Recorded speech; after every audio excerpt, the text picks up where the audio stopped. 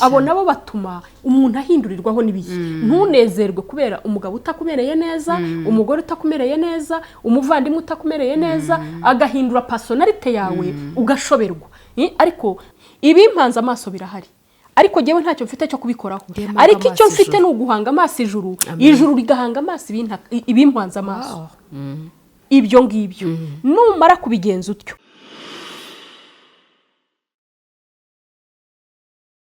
Muraho neza turabasuhuje aho muri mu mpande zose z'isi zitandukanye amahoro y'Imana abane namwe ntandi muri rero nk'ibisanzwe ni kuri Mubwire TV wakwibaza ngo niki tubwira abantu twebwe tubwira abantu ko ari beza tubwira abantu ko tubakunda tubwira abantu ko tubashimira tubwira abantu ko ari ingenzi mu buzima bwacu nyuma yo kureba tugasanga abantu benshi bakunda kubwira abantu ibyiza byabo cyangwa kubashimira ku munsi wabo wa nyuma batakibasha kubyumva twaravuze ngo niki rero twebwe twakora tuzane Mubwire tujye tubabwira bagihari natwe tugihari ejo umuntu nagenda agende wumva ubohotse kuko wamubwiye icyo ugomba kumubwira muze rero tubwira abantu ko tubakunda tubwira abantu ko ari beza kandi tubwire abantu ko ari umugisha mu buzima bwacu uyu munsi rero nk'ibisanzwe rimwe na rimwe murabizi ko tujya tugenda tukajya kureba abantu tugakorana ibiganiro abakunzi bacu bo kuri Mubwire babandi badusanga inbox mukunda kutubwira cyane ko mukeneye umutumirwa wacu muramukunda ndetse natwe turamukunda noneho twagize n'umugisha yaduhaye ikaze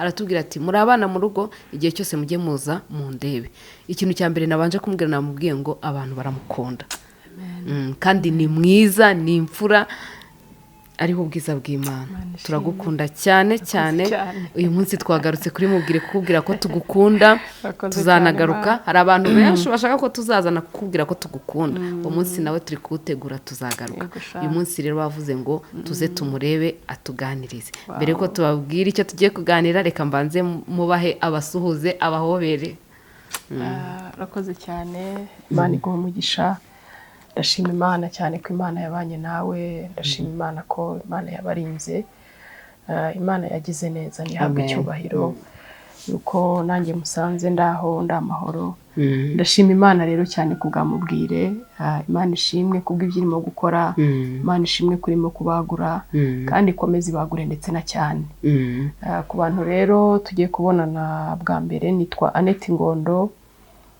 ndi umugore ndubatse mfite abana mfite umugabo hanyuma nsengera muri paruwasi ya Remera muri Eglise Anglikani ndashima Yesu ko yampaye agakiza Imana yangiriye neza njya nyibwira ngo Mana warakoze mu bintu wankoreyeho bikomeye cyane bindyohera nuko Imana yampaye agakiza icyo kintu cyandyoheye kuruta ibindi namwe ndakabakumbuje Imana iguha umugisha amen Annette Ngondo arakoze cyane nawe Imana imuha umugisha uyu munsi rero abantu benshi bakunda kwibaza cyangwa bagatekereza kuko abantu benshi bakunda gukurikirana ubuhamya cyangwa aho unyuze wigisha cyangwa uri no muri Eglise ibintu byose byabaye ikoranabuhanga tuba tubibona no kuri social media no mu materaniro abantu bibaza Annette Ngondo ahora nezererewe Imana Annette Ngondo mu buzima bwe ahora nezerewe ese niki mbese we kubera iki atajya acogora turi mu bihe twahoze tuvuga ngo umuryango ufite intambara nyinshi umuryango uri mu kaga udafite intambara z'urubyaro afite intambara z'umugabo udafite iz'umugabo afite iz'umugore udafite iz'umugore mbese ntuburi ikintu kigutera impagarara ugasanga umuntu ahora ameze nk'umuntu wasaze abantu rero baribaza Annette ko duhora we tumubona anezerewe ni iki kimubashisha guhora mu bihe cyangwa se no muri rusange ni iki gitera umuntu guhindurwa n'ibihe abantu baribaza abantu ibihe nyine ugasanga byarabakolonije bagendanye n'ibihe noneho bakagufatiraho urugero ni nayo mpamvu bavuze ati twegera Annette abituganirize wowe kuko tubona uko ibihe bije byaba ari iby'ubushyuhe byaba ari iby'ubukonje byaba iby'intambara abantu bose basaze Annette ahora akiye mu maso Annette ahorana amashimwe mu kanwa ke ahora avuga ubuntu cyangwa ineza Kristo yamugiriye yego noneho muri make ni nko kwibaza ngo ni iki gitera umuntu guhindurwa n'ibihe yego rakoze cyane ni ikibazo cyiza kinakomeye mbanze nshimira abakunzi banjye cyane bo kuri Mubwire yego mbashimire yuko bankunda kandi umuyoboro ukomeye cyane kuri bo ni wowe iyo ataba wowe nibaza yuko ubutumwa bubaturukaho ntakabaye mbubona ndagushimiye rero cyane abakunzi banjye rwose aho muhurira hose ujye ubanshimira ubabwire ngo Annette arabashimiye ko mumukunda kandi Imana ibaha umugisha cyane iyo ibankundire kurushaho ntago nabasha kugera kure nkaho bari ariko mu by'ukuri Imana niyo igera kure hose ibera hose icyarimwe ibampera umugisha kandi mwinshi cyane. Hanyuma ngarutse ku kintu twari tuvuze mu bintu bituma bya mbere numva ngomba kunezerwa. Ikintu cya mbere buriya kumenya Imana ni by'agaciro gakomeye cyane. Kumenya Imana ni kimwe, kuyigira ni ikindi. Hanyuma iyo umaze kumenya Imana hari ibintu bimwe Imana ikwigisha, hari ibintu bimwe igukokoraho bidafite umumaro, hari ibintu bimwe ugenda ugabanya mu buzima bwawe kubera ko Yesu yagwiriye muri wowe, yabaye muri gari muri wowe. Ikintu cya mbere gituma mpora numva nezerewe cyangwa se nshimira Imana, mfite impamvu nyinshi zo kuyishima. Narabikuganiriye urabizi mu bintu Imana yangiriyemo neza. Cya mbere yampaye agakiza, ikindi kintu impa kubaho ndiho ndamahoro ndashima Imana. Ikindi kintu Imana yankoreye gikomeye nuko yampaye urubyaro mu gihe runaka kirekire cy'imyaka 10 n'amezi 7 namaze ndutegereje. Imana ingirira neza, irema amashimwe yandi atazava mu kanwa kanjye byiteka. Ikindi gituma mpora nezerewe nshima Imana nuko Imana yampaye umupatana mwiza, yampaye umugabo mwiza. Ndashima Imana yuko nawe ari mu bintu bimfasha kongera kunezerwa, bimfasha kongera gushima Imana, nkibuka imirimo yayo nkayishimira. Amen. Shima Imana rero cyane. Ibyo ngibyo nubwo bihari ntago ari ukuvuga yuko hari ibindi bihari. Hari ibindi bihari bishobora gutuma umuntu utanezerwa. Umuntu yenda iyo unezerewe, muvandimwe we hari ukuntu batanezerewe, inshuti yawe hari ukuntu bitanezerewe. Ibyo byose ni isi turiho, mu by'ukuri ntabwo ari isi inejeje. Hari igihe uyireba ukareba inyuma, ukareba imbere, ukareba hirya no hino, ukabona nta kintu kiryoshye. Ariko iyo usubiye ku ijambo ry'Imana, ijambo ry'Imana riratubwira ngo nimuhumure nanesheje isi. Ngo kandi ijambo rijya rinkomeza rirambwira ngo igihe turi mu isi dufashe igihe mu ntambara. Niba turi mu isi buri muntu wese agomba kumenya yuko afashe igihe mu ntambara. Ariko noneho ukibukana ryaho muri Imana yatanze mu ijambo ryayo ikavuga ngo nubwo bimeze gutyo nimuhumure nanesheje isi. Ntabwo rero tukwiye kubaho duhindurwa n'ibihe tumeze nk'ibicu nk'uko ubona mu kanya habaga izuba none mu kanya ukabona habuditse. Ntabwo tugomba kumera dutyo. Ikintu kidatuma tumera dutyo nuko tugomba kwemeranya yuko Imana ari data wa twese mwiza. Imana ishimwe. Imana ni data wa twese mwiza kandi ni Imana idahinduka. Ijambo ryayo ryarambwiye ngo uko yari iri niko nubiri, uko yari iri niko yahoze. Ni Imana idahinduka. Ntabwo rero tugomba guhindurwa n'ibihe niba twigira kuri data wa twese mwiza. Yesu nashimwe. Twigira kuri data wa twese mwiza. Abo ngabo bamwakiriye bakamumenya, ururumi tuvuga naho barabyumva. Ndetse n'utari wakizwa nibaza yuko nta yindi Mana usibye Imana yaremye ijuru n'isi. N'utari wayakira muri we ngo umwana imubere umukiza w'ubugingo bwe, ariko arayizi ko hari Imana. Igihe rero dufite Imana ntabwo dukwiye gukamuka ngo duhindurwe n'ibihe, kuko Imana yacu ari Imana idahinduka, ari Imana idahindurwa n'ibihe. Uko yari iri n'uyu munsi ni kwiri. Ijambo ryayo ryarambwiye ngo nimwigane Imana nk'abana bakundwa. Tugomba kwigana Imana, tukayigana ku gato no ku kanini. Tukayigana yuko Imana yacu ngo niba mwarasogongye mukamenya yuko igira neza, twarasogongye tumenya ko igira neza. Ntabwo rero dukwiye kubaho nk'abadafite ibyiringiro kandi dufite Imana yacu nzima, Imana idapfa, Imana itaruha, Imana ihari, Imana y'ibifatika. Ushobora gukamurwa n'ibihe kubera ibihe runaka urimo, kubera ibihe runaka utinzemo, kubera ko turi abantu, turi abanyantege nkeya. Ibintu biragukamura. Biragukamura bikagukamura ukajya wibaza ngo ese ubundi iyi ni Imana nizeye, ubundi irahari, ubundi sirumva, ubundi sirakora. Ko ntungwa no kuvumba amashimwe y'abandi nka ya ndirimbo y'aba bavandimwe. Ariko ndagira ngo nkubwire ngo uko biri kose watabarwa uyu munsi, watabarwa ejo hazaza, uko biri kose mu ijuru hari Imana kandi hari Imana idahinduka. Ntabwo dukwiye rero twebwe kubaho duhindurwa n'ibihe. Tugomba kuvuga ngo twamenye Imana uyu munsi nubwo bitari byakunda, ariko mfite ibyiringiro, mfite kwizera yuko ibyo itari yakora izabikora.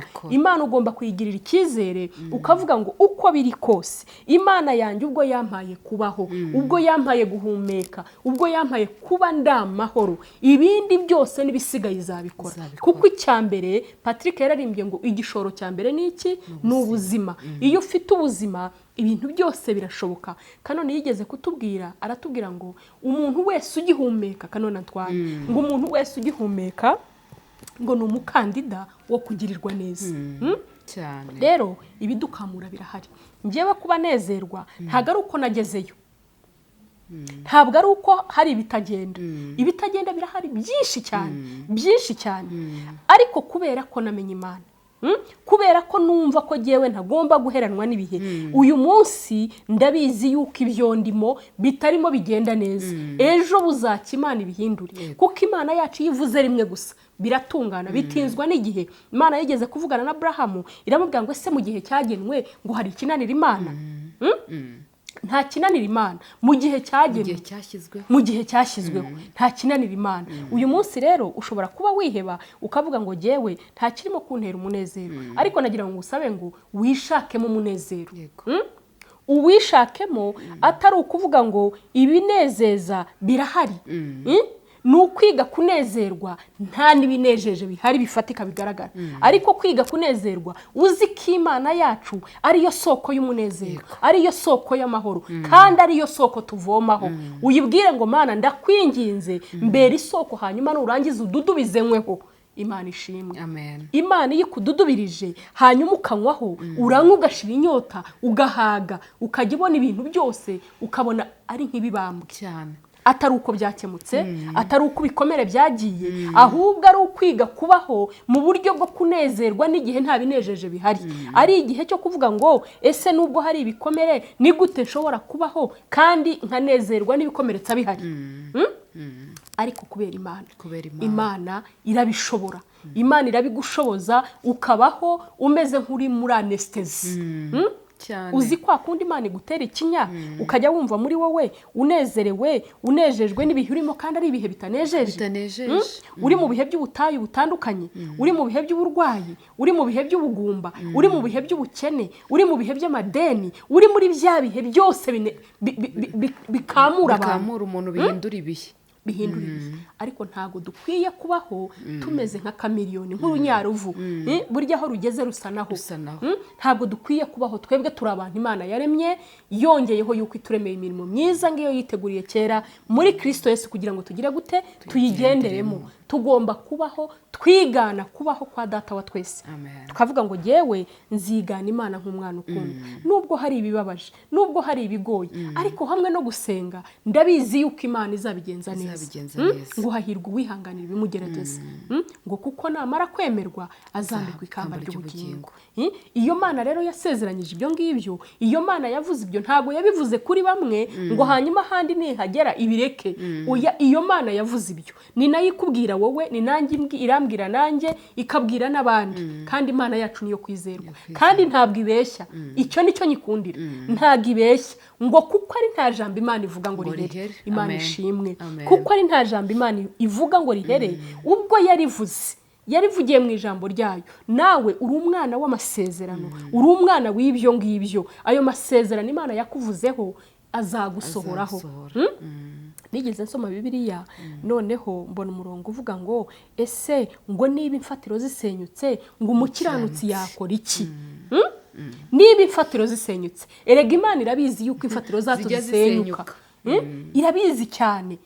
Niba imfatiro zisenyutse umukiranutsi yakora iki? Nta kindi kintu tugomba gukora igihe imfatiro zasenyutse, nuko ugomba gukomeza gusenga, ugakomeza kwizera, ugakomeza gukorera Imana. Ntubireke ngo nuko hari ibitagenda, ngo wumve yuko ugomba gutungwa n'amarira, wumve yuko ugomba gutangwa no kuganya, wumve. Ahubwo muri wowe ijambo ry'Imana ryarambwiye ngo n'umukene ngo yiyumvemo isumbwe. Imana iratangaje. N'umukene yiyumvemo isumbwe.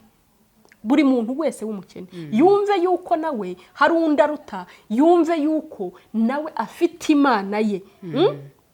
Ntabwo ugomba guheranwa n'ibihe ngo uvuge ngo jyewe ngo ntuye hano hantu, ngo urabona ngo ubuse ngo nzabivamo ryari, ngo ntabwo ngomba kunezerwa, ngo ntabwo ngomba kwishima, kandi Sylvie utazi n'igihe uzatabarirwa.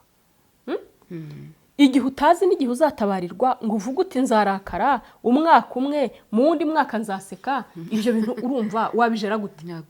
Ikiriho kizima ni ukwizera Imana inyuranye ibihe cyane. Imana ishimwe. Ni ukwizera ya Mana ya yindi yimura ibihe, ya yindi yimura umusozi utabimenye, hanyuma ukavuga ngo Mana ndagushimira yuko hari aho wankuye, hari n'aho ungejeje, ariko ndagushima yuko unkuye mu muriro ntahumura mu mwotsi. Yesu nashimwe. Ni ukuvuga ngo kanoni wacu yigeze kutwigisha, aratubwira impamvu mutangaho urugero cyane nuko twatindanye. Noneho aratubwira, twigisha inyigisho, aravuga ngo iyi si gutetse ngo uhumura uti. Nta muntu n'umwe utari watekwa n'isi, nta n'umwe. Iyi si gutetse uhumura ute? Ese uhumura igitunguru? Ese uhumura umwuka wera?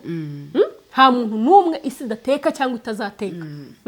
Nta muntu n'umwe udahura n'ibigeragezo cyangwa se utazahura nabyo, ariko ibyo bigeragezo ubyitwara muti, ubiri mute mu gihe utetswe.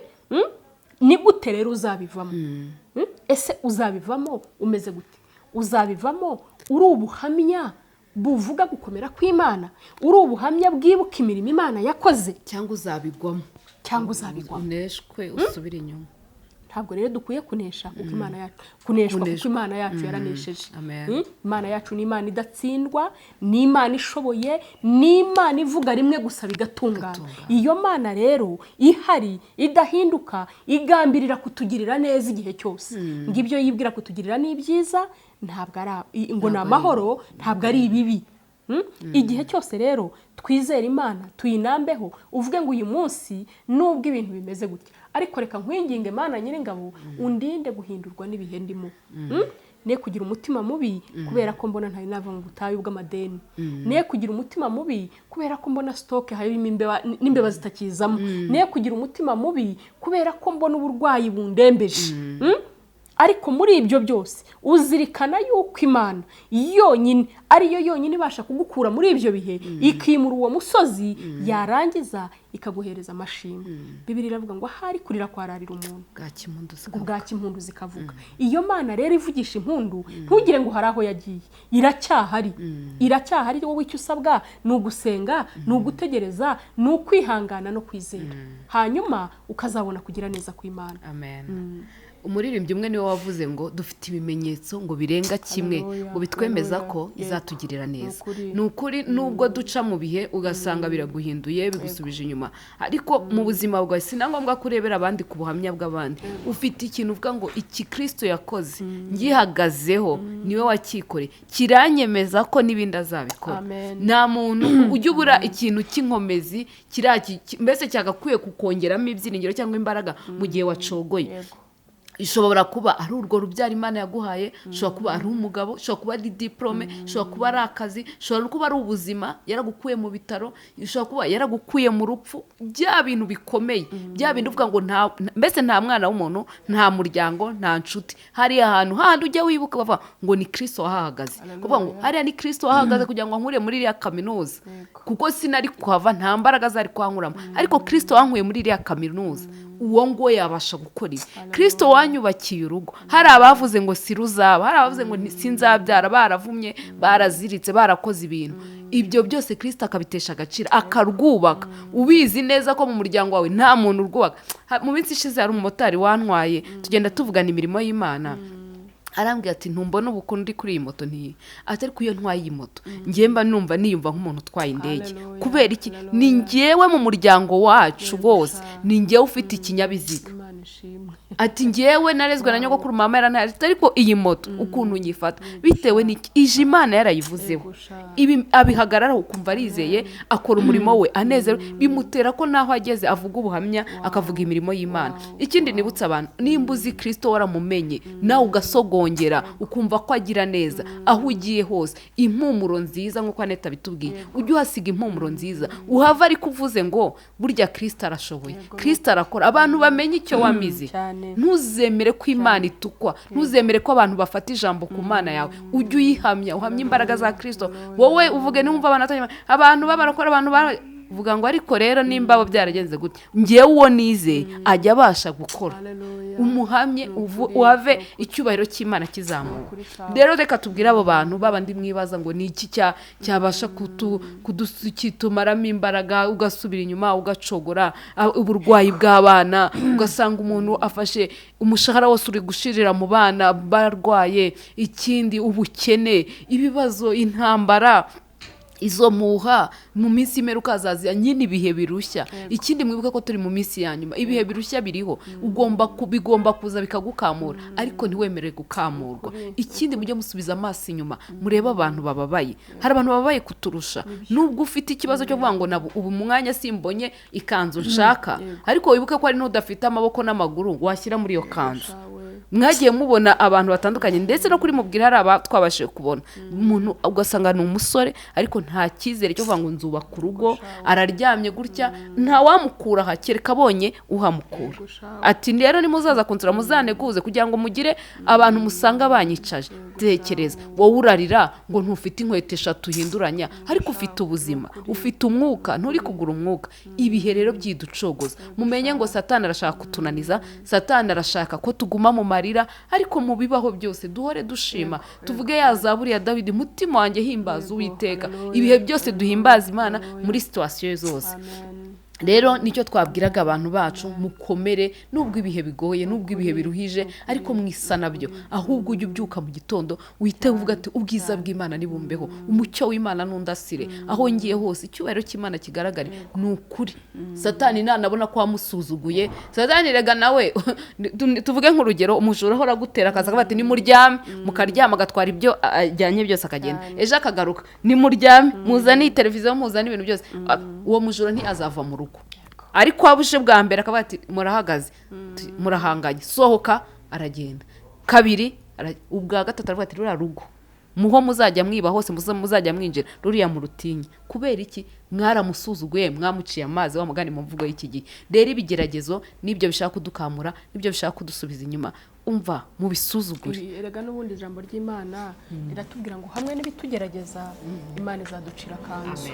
Ubwo rero urumva igihe cyose uri mu bigeragezo ujye wibuke yuko mu by'ukuri ibyo bigeragezo nubwo bihari ariko ubibanyemo n'Imana. Imana yawe ntabwo yigeze inanirwa, ni Imana ihari kugira ngo izagukure muri ubwo butayu, ibugukuremo hanyuma ikwambutse, yongere irema amashimwe mu mutima wari umazemo igihe kirekire ufite ibyifuzo byinshi cyane. Ikindi nuko abantu twebwe uburyo tubanyeho, yenda niba uri inshuti yanjye cyangwa se uri umugabo wanjye, umugore w'umuntu, abavandimwe bavukana, hari abantu basunikira abandi mu bigeragezo. Hari abantu babera abandi umusozi, babera abandi umusozi, bashobora gutuma umuntu yibaza akavuga ngo ariko mu by'ukuri koko uyu muntu ni iyihe mpamvu ambereye ikigeragezo, ni iyihe mpamvu ambereye umusozi umeze gutya mu by'ukuri.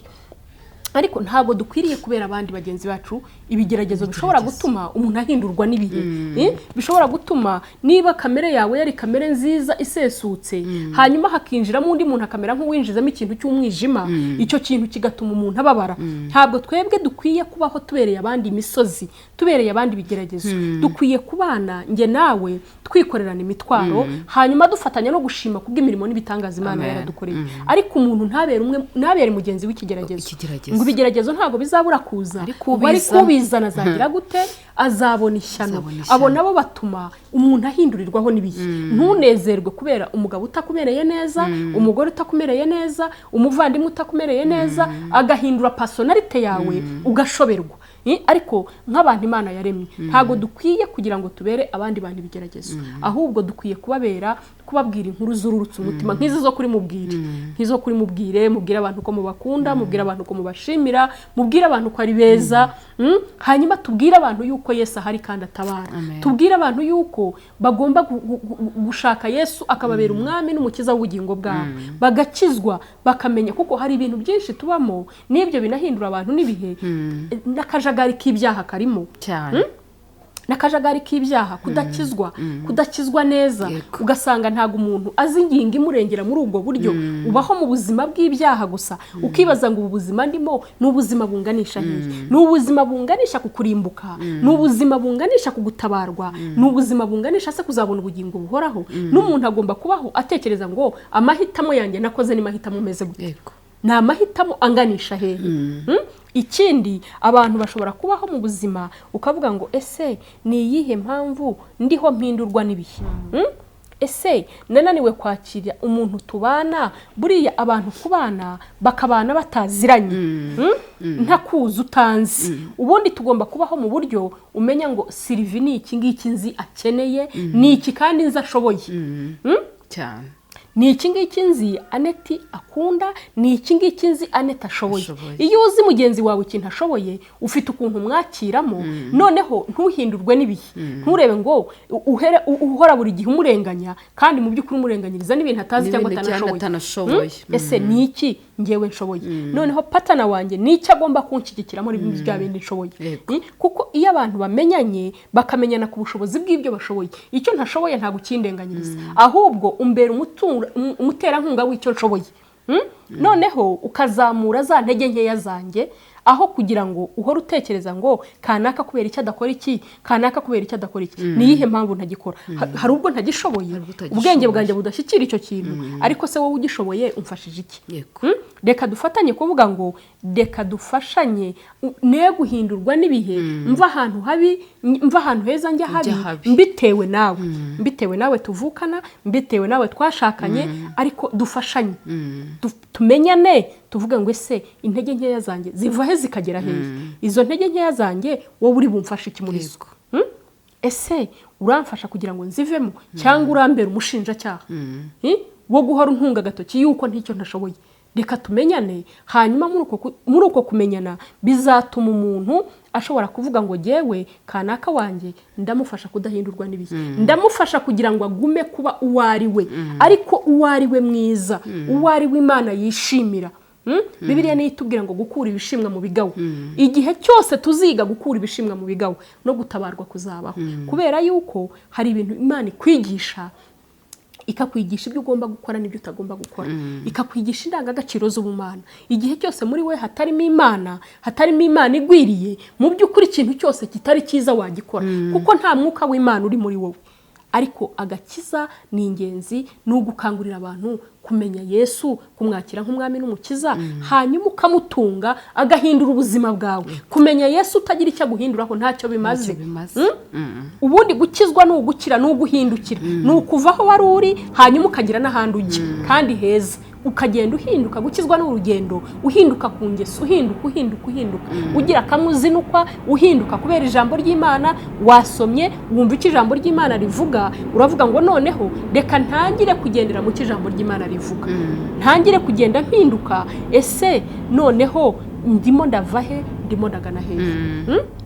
Ni byiza yuko duhinduka, ariko duhinduka tuva mu ngeso mbi tujya mu nziza, ntiduhinduka tuva mu bibi. Bibiliya nitubwira ngo tuva mu bwiza tujya mu bundi. Ntago dukwiye kuva mu bwiza tujya mu bundi, oya ntibikabe. Kandi tuzi yuko turi abana b'Imana, dufite data wa twese mwiza twigiraho. Yego, amen. Urumva rero ishingiro rya byose nk'uko duhora tubivuga ni Kristo, kandi Kristo wa mugani uduhindura. Hapana Kristo uraho uko nawe uko wamwakiriye ni kuri kamere ntizihinduka, umujinya, burakari, ubugome, ubugambanyi, nta na kimwe uhindukaho, ahubwo urakomeza unibaza ngo ibi bihe nabi ko bidahinduka, ko nabivamo. Banza wemere nawe Kristo agukoremo umurimo aguhindura. Nawe nuhinduka uzahindura abandi, ndetse nabo mu bantu uzababera beza, uzatuma banizera uwaguhinduye. Swe n'igihe umuntu abana n'abantu kubera uko iyo hindiri yo kuvuga buri munsi ngiye gusenga, ngiye mu butayu, ariko utarahindutse ariyo twagiye gusa, ahubwo bikaba bya bintu byo gutukisha Imana. Base turakizwa nka bariya, uvuye mu rugo abavuru yanze, nunagaruka kandi ubwo ngo uvuye imbere yayo, ugarutse uzanya aho uri suhazana amahoro, urazana amahane. Tubanze twemerere Kristo twebwe adukoremo umurimo, agira ibintu bimwe yica bipfe, ubundi tuba ibyaremwe bishya tukabishimwa n'Imana cyane mama. N'ubundi ijambo ry'Imana ritubwira neza ngo iyo turi muri Kristo Yesu tuba turi ibyaremwe bishya.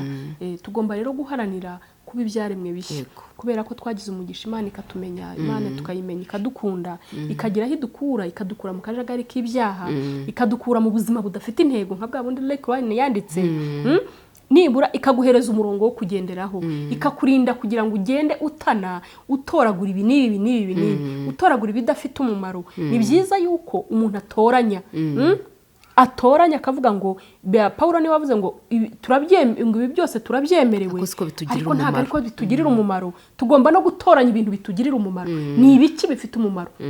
Ni ibiki ndya? Ni ibiki bishobora gutuma ubugingo bwanjye bukura, agakiza kanjye karimo gukura? Tugomba gutekereza ku Mana tukavuga ngo rero reka icyo Imana yita kibi nkite kibi, reka icyo Imana ikunda nitoze kugikunda, kuko niho honyine hari ugutabarwa. Ibintu bitarimo Imana byose bihagaze nabi.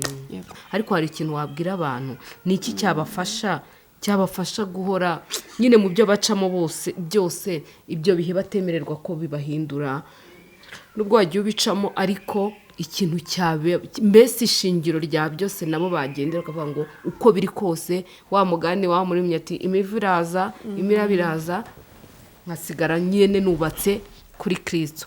Ongera ubasobanurire, wongera ubwira abantu bacu twenda kugana no ku musozo icyabafasha kutajya bahindurwa n'ibihe. Ikintu cya mbere cyagufasha kudahindurwa n'ibihe, nabivuze yuko ni ukumenya shebuja w'ibihe. Yego, ni ukumenya yuko dufite Imana itegeka ibyo bihe, itegeka ibyiza ndetse n'ibibi. Icyo gihe iyo urimo kudiringana nyiribihe, ureba ukavuga ngo ese ibihe ndimo ubundi n'ibihe bimeze bite?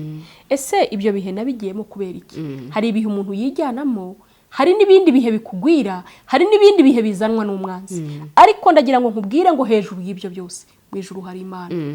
Ntabwo wowe ugombye kumva wiciriyeho iteka wumva ngo jyewe byararangiye. Oya, kuri Yesu ntago birangira, ahubwo birakomeza. Twe tujya twishyiriraho akadomo, ariko Imana ishyiraho akitso, ubuzima bugakomeza. Uyu munsi jyewe nakubwira ngo wikunde. Umuntu ubayeho utikunda arababaje cyane. Kwikunda ikindi ukavuga ngo deka jyewe ibimpanze amaso, ibimpanze amaso, jyewe mpanga amaso ijuru rihanga amaso ibimpanze amaso. Amen. Ubundi aho niho ruzingiye. Ibimpanze amaso birahari, ariko jyewe ntacyo mfite cyo kubikoraho. Ariko icyo mfite ni uguhanga amaso ijuru rigahanga amaso ibimpanze amaso.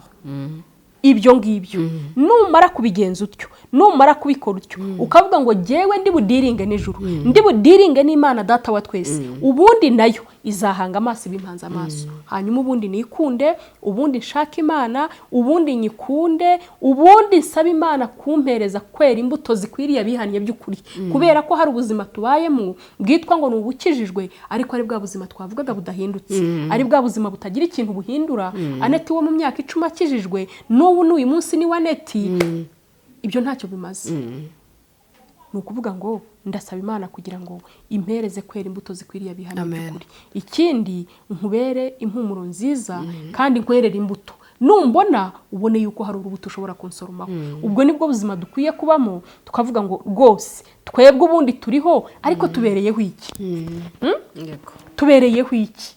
Tubereyeho Imana yaturemye, hanyuma tukaberaho n'abandi. Nta muntu wibereyeho atya ku giti cye. Oya, turiho ariko tubereyeho n'abandi. Tugomba kubaho tubera abandi urugero rwiza, kandi tukabera abandi n'umugisha. Amen. Aneta arakoze, atubwiye ibintu byiza cyane cyane, ariko cyane ngewe ijambo asoreje atubwiye ngo duhanga amaso ijuru. Duhanga amaso ijuru naryo rizahanga amaso ibituruhije. Uribaza umwami w'abami kukurwanirira, kukureberera ibiguhagaritse umutima. Wowe reba amaso yawe yahange Kristo. Kristo azakuburanira, Kristo azabigenza neza. Dufate umwanzuro nk'awa muririmbyi wavuze ngo mpisemo guhora nkizwa. Ubwo yaravuze ngo buri munsi mpisemo guhora nkizwa. Nubwo intambara zihari, nubwo gucogora bihari, nubwo hari ibigukurura bigusubiza inyuma bishaka kukunaniza. Twavugaga cyane cyane mu ruhande rw'umuryango. Satani yararakaye, kandi impamvu ashaka kunaniza umuryango, ashaka ko umuryango ucikamo kabiri. Ibaze umugore n'umugabo iyo batandukanye bafite abana baragenda bakajya muri ibyo biyobyabwenge, abandi bakagenda bagakururwa na Satani bakabashukisha ubwo wenda abana bakajya muri ubwo butinganyi. Abakozi b'Imana barabuze, abadokiteri barabuze, abaperezida barabuze, abaminisitiri barabuze. Dufite zezenge gusa ziri mu biyobyabwenge. Bitewe n'iki? Wa muzi w'umuryango, aho abana bari gukurira indangagaciro, aho abana bari kwigira ku birenge, bakakurira bajya mu nzu y'Imana, bagakura bareba ubuhamya bwiza bw'ababyeyi babo. Baratandukanye, bahora bakubitana amasafuriya n'amasahane bahanganye. Abo rero nibo babandi nabo bazajya kurirwa bahanganye hanze baterana ibyuma. Nicyo kivuze gute? Nibyo njya mbabwira, nkababwira ngo babyeyi, ibibazo mufitanye ni mu bicoce, mufate umwanzuro, mushyire hamwe, musabane imbabazi, muganire, musengere hamwe, kugira ngo mube urugero rw'abana. Nimba dukeneye umuryango w'ejo hazaza wishimye, nimba dukeneye amakupure meza azatanga ubuhamya bwiza, avuga ngo ngewe ntago nzi iyi ntambara zo mu rugo. Kubera iki? Yabonye ababyeyi bakundana, yabonye ari abakecuru n'abasaza ariko bagifatana ku rutugu, bakibwirana amagambo meza. Uwo mugabo azavamo umugabo mwiza, uwo mugore azavamo umugore mwiza. Bitewe n'iki? N'ibyo yize. Rero tuba urugero rwiza, tuba impumuro nziza. Biragaruka kuri za mpanuro mama Aneta duhaye, tuba impumuro nziza, tubere n'impumuro nziza abo tubana nabo naho tujya hose. Rero turabashimira cyane cyane abantu bo kuri Mubwire. Imana ibaha umugisha, urukundo mukomeje kutwereka, cyane cyane abakunzi ba Aneti. Mwaranyandikiye, nabimugejejeho, namubwiye intashyo zose nazimuhaye, namubwiye ko abantu mwantumye ngo uko mumukunda, ko mumushimira, ko mumwifuza kuri Mubwire ngo buri cyumweru. Nabimubwiye byose ibintu mwantumye, kandi nawe arabakunda. Iyo atabakunda ntiyari kuduha karibu, iyo atabakunda ntabwo yari kutwemerera n'uyu munsi. Imana imuha umugisha. Imana ibaha umugisha kuri uyu mwanya mwaduhaye, kandi nimwongera no kubona umwanya twababwiye ngo mujye mutubwira ngo turahari, tuzajya tuza tubarebe. Kristo rero akomeza abaha umugisha, abagure. Natwe abantu kuri Mubwire mukomeje kudukurikira, mukora subscribe, mukora share, mukora comment, mutwandikira namwe mukatubwira ko natwe turi ingenzi. Ni ukuri Imana ikomeze ibaha umugisha, kandi bashyigikire, kandi ibarindane n'abanyu bose. Umuryango wanyu Imana iwuhagarareho. Turusheho kuba impumuro nziza, turusheho gukundana, turusheho gusengerana. Ejo hazaza hacu hazaba heza kuruta aho turi kuva. Amahoro y'Imana bane namwe rero turabakunda. Amen.